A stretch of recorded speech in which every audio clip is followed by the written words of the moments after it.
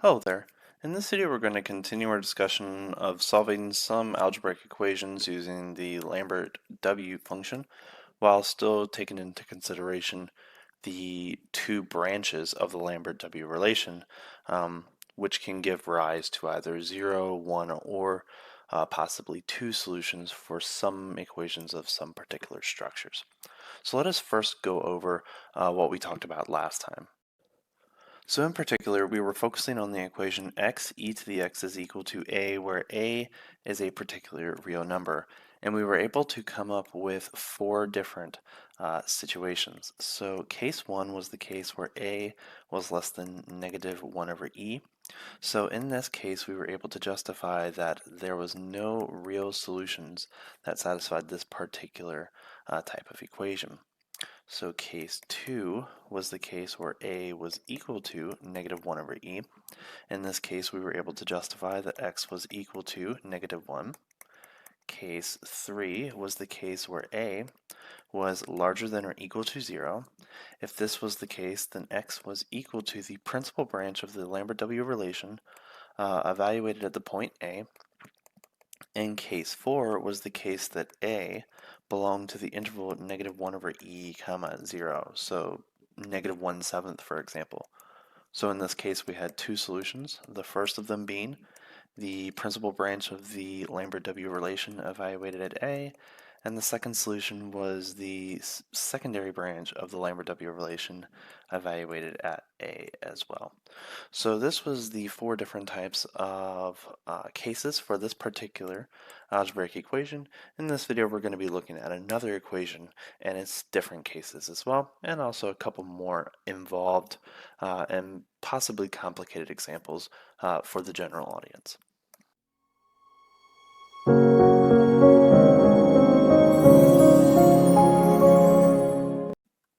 Alright, so the example that I want to look at this time is a basic tetration structure, namely x to the x is equal to a. And I'm going to define x to the x to be equal to f of x, so that we can sort of look at it from the functional perspective. So if we graph this function, then you should get a function that is practically existent in quadrant 1, and you're going to have something that looks like this. So there's clearly situations where if we choose a line y is equal to a, we're going to have two solutions, one solution, and possibly no solutions. So I'm just going to point out just a couple values here. So this value here is going to be the line y is equal to 1. So when a is equal to 1, then there's possibly one or two solutions, depending on how you sort of approach 0 to the power of 0. In particular, we have 1. Clearly, 1 to the power of 1 is equal to 1. And we know, if you're familiar with calculus, that the limit as x approaches 0 from the right-hand side of x to the x is equal to 1. So, therefore, one can say that there are two solutions to this equation. So if x to the x is equal to 1, then we can say that x is equal to 0 from the right, or x is equal to 1. Some people will accept or disregard this solution, sort of depending on what you're dealing with. So let us break this equation into four different categories, just like we did before. Alright, so this is going to be a is equal to 1. One can find that this value here is going to be a is equal to negative 1 over e. But of course, this is actually not the case.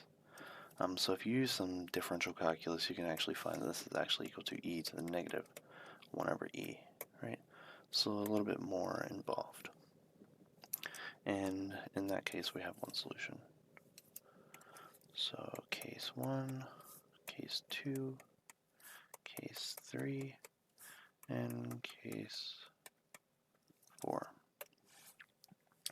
So case 1, when a is less than e to the negative 1 over e, we have no solutions.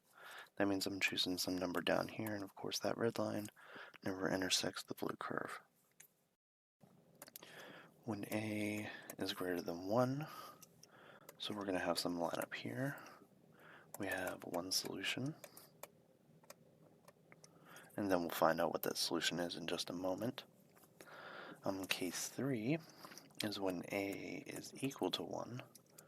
So I'm looking at this line here. So you can say one solution, namely x is equal to 1, and some people will accept 0 from the right-hand side, depending on the context. And if you choose a between e to the negative 1 over e and 1, non-inclusive, then we have two solutions. So we're going to be looking at points in this region. Alright, so let's look at the algebraic approach on how we can actually solve this equation.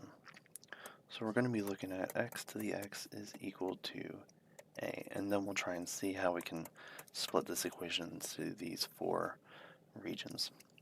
So I'm going to begin by letting u be equal to the natural log of x. So if I allow this definition, then clearly x is going to be equal to e to the power of u, right? So I can transform this equation into the following, namely u e to the u is going to be equal to the natural log of a. Now if you're wondering sort of where that came from, so I can take the log of both sides of this equation, so natural log of x to the x is equal to the natural log of a, and we're assuming a is greater than 0. So by our power rule I can bring this x down. So this then gives us x ln x equals ln a, and that gives us this expression here. Right? So now I can apply the Lambert-W relation because we have this u-e-u structure on the left. So I'm going to have w u-e-u equals w ln a. And we know w u-e-u is going to be equal to u for all u. So u is equal to the w, the Lambert-W relation of the natural log of a. But we know u is equal to what? The natural log of x, right? So we have the natural log of x is equal to the Lambert-W relation at natural log of a. So we have our solution x is equal to e to the Lambert-W relation evaluated at the natural log of a. One can verify by the properties of the Lambert-W relation that this is equivalent to writing x is equal to the natural log of a over the Lambert-W relation evaluated at the natural log of a. So some will accept this as the nicer solution. So this is going to be what we're working with. So now we're looking at this expression. This is where we can start to sort of partition it, whether it be 0, 1, 2, 3, or 4, right? Because remember the Lambert-W relation has sort of this structure, right? So if I pick a number, in particular negative 1 over e, then I'm going to have one solution that's going to be on the branch point of my two branches of Lambert-W, right? Because that top is my principal, and this is my secondary branch. So it sort of depends on the value of the natural log of a. Like, is the natural log of a less than negative 1 over e? Is it between negative 1 over e and 0? Or is it bigger than or equal to 0? So those are going to be the different cases for that particular value. So let's work through an example. Suppose I have that x to the x is equal to 3/4. So from our analysis before, we already know that 3/4 is going to be in between e to the negative 1 over e and 1. So if this is the case, then we're going to have that there are two solutions, right? In particular, the implicit solution would be x is equal to the natural log of 3/4 divided by the Lambert-W relation of the natural log of 3/4. So remember that 3/4 is in between 0 and 1. So if you remember anything about the natural log, that means the value of this number is negative. So the only thing to sort of really verify is that the natural log of this number is between e to the negative 1 over e and 0, which you can numerically verify that it is. So if that is the case, then we're going to have two solutions. The first, natural log of 3/4 over the principal branch of the natural log of 3/4, and or x2 is natural log of 3/4 over the secondary branch evaluated at the natural log of 3/4. So those will be my two analytic solutions, and you can approximate them using whatever method you want. In particular, you can say that x1 is approximately equal to 0.6364, or x2 is approximately equal to 0.1535. Alright, so let's work through an example that is a little bit more, I guess you could say, advanced or intricate. So that's 5 to the x is equal to x squared. So the first thing I want to introduce is some type of base e exponential. So I'm going to be working with this term here. So I'm going to begin by saying, okay, this is equal to e to the natural log of 5 to the x, and that's going to be equal to x squared. So that means e to the power of x ln 5 is equal to x squared. X squared is always positive, assuming x is real, and exponentials are always positive, assuming x is real.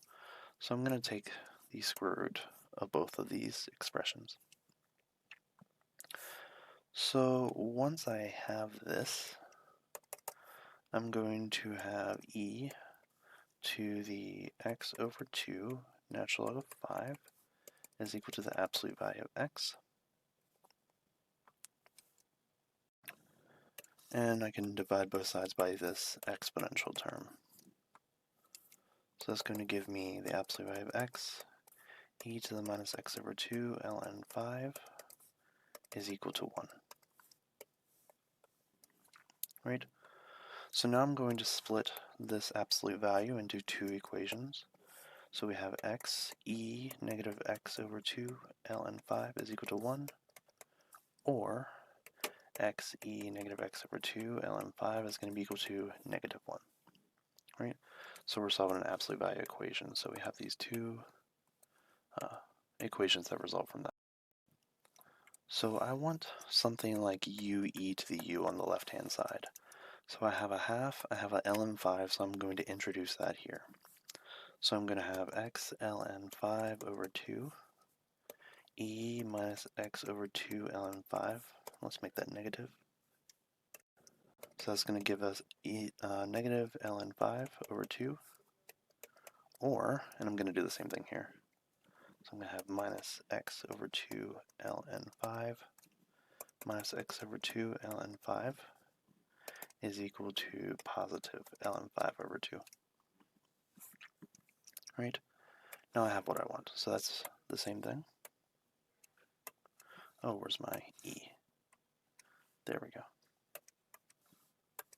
Cool. So now I'm going to use the w relation on both sides. So that's going to give me, so w of this is going to give me just that parameter. So I'm going to have minus x ln 5 over 2 is equal to the w of negative ln 5 over 2, or negative x over 2 ln 5 is equal to w of ln 5 over 2. So possible two solutions.